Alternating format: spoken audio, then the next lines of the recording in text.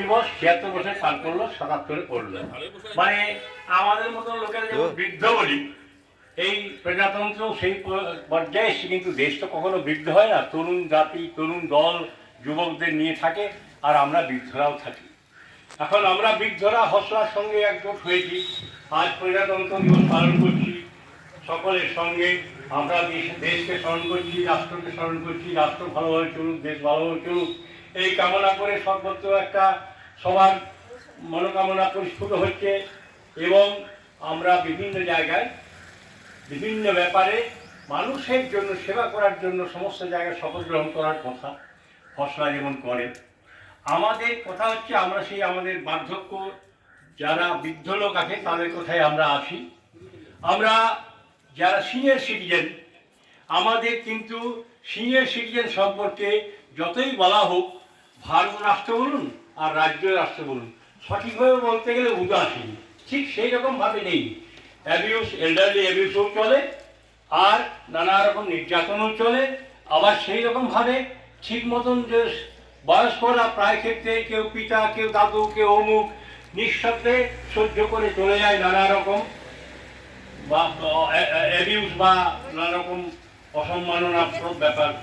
এইখানে আমার একটা বলছি, স্টেট গভর্নমেন্ট এই একটা Indian citizen senior citizen act চালু হয়েছে 2007-এ। কিন্তু আমি আগে এটিআই আমি অনেক ইনকোয়ারি ট্রেনিং নিয়েছি, মানে আইন সম্পর্কেও ট্রেনিং নিয়েছি, আইন সম্পর্কেও আমি নানা রকমভাবে পারফর্ম করেছি। আমি বইটা থরলি পড়ে রেখেছি। অ্যাকচুয়ালি আছে সিনিয়র সিটিজেনের উপরে একটা যে অ্যাক্ট হয়েছে, সেইটাতে অনেক কিছুই আছে, কিন্তু অনেক ফাঁক করেছে আমি দেখেছি। ভালোভাবে সেইটাকে যদি ইমপ্লিমেন্ট করতে যাওয়া যায়, হয় কোর্টের ভার্ডিক্ট নিতে হবে, না অন্য কোনো উপায় করতে হবে। সঠিকভাবে সেরকম কোনো সংগঠন বা যাদের কথা লাগু হবে বা সেই রকম কোনো এক্সিকিউটিভ অফিসার বা কিছু সেই জায়গায় নেই। ফলে অনেক জায়গাতেই অবহেলিত অবস্থায় সিনিয়র সিটিজেনের প্রবলেমগুলো পড়ে আছে।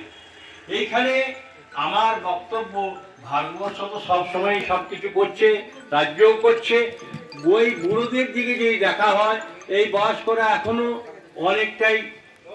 অনেকটাই তাদের বুদ্ধিমত্তা, তাদের যোগ্যতা, তাদের মানে বিভিন্ন রকমের কার্যদক্ষতা দিয়ে এখনো বিভিন্ন জায়গায় সহযোগিতা করে চলে, মানে তরুণদের অনুপ্রাণিত করে। এই আজকে এখানে কৃষ্ণ লো একটা গল্প বলছিল যে এক রাজা 60 বছর হলেই বুড়োদের মেরে দিত। ওর ছেলে পাহাড় থেকে উঠে বুড়োদের মেরে, ওর ছেলে গিয়ে কোনো রকম লুকিয়ে তার বাবাকে বাঁচিয়ে নিয়ে আসে। পরবর্তীকালে রাজা বিভিন্ন রকম ভাবে প্রশ্ন করে, যে প্রশ্নগুলোর উত্তর বা তরুণদের বিরোধী থাকে না। যেমন একটা দড়ি পুড়িয়ে পুরানো দড়িকে গোটা রাখতে হবে। ছেলে বাপের কাছে বললো, কি বুদ্ধি বলবো বাবা? বললো, এটা বলো, থালাতে রেখে দড়িটা পুড়িয়ে দিতে হবে, ওই দড়িটা দড়ি ফর্মেই থাকবে, এবং সেইটা সেই রকম ভাবেই হলো। আমার বললো যে একটা সাপ, মরা সাপ জ্যান্ত না, মৃত্যু বুঝতে হবে। আমার ছেলে গেল বাপের কাছে, কি বলবো বাবা, হ্যাঁ ওকে তো দেখলে মেরে দিবে।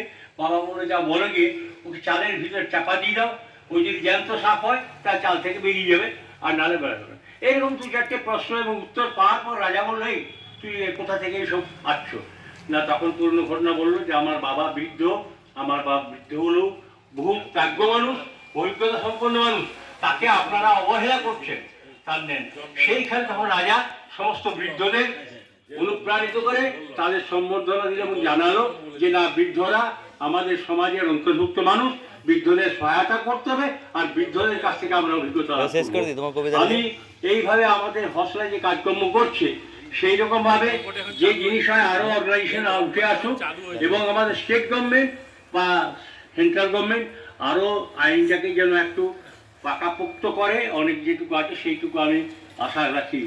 আর আজকের দিনে এই প্রজাতন্ত্র দিবসে সমস্ত ভারতবাসীর শুভকামনা করে, বিবেকানন্দের আদর্শ নিয়ে সবাই যেন এগিয়ে যায়, দেশপ্রেমে উদ্বুদ্ধ হয়ে সব যেন হানাহানি মারামারি বন্ধ করে উন্নতির দিকে মানে সবাই ব্রতী হয়, এই কামনা করছি এবং এই বলে আমার বক্তব্য শেষ করছি। বাহ বাহ বাহ।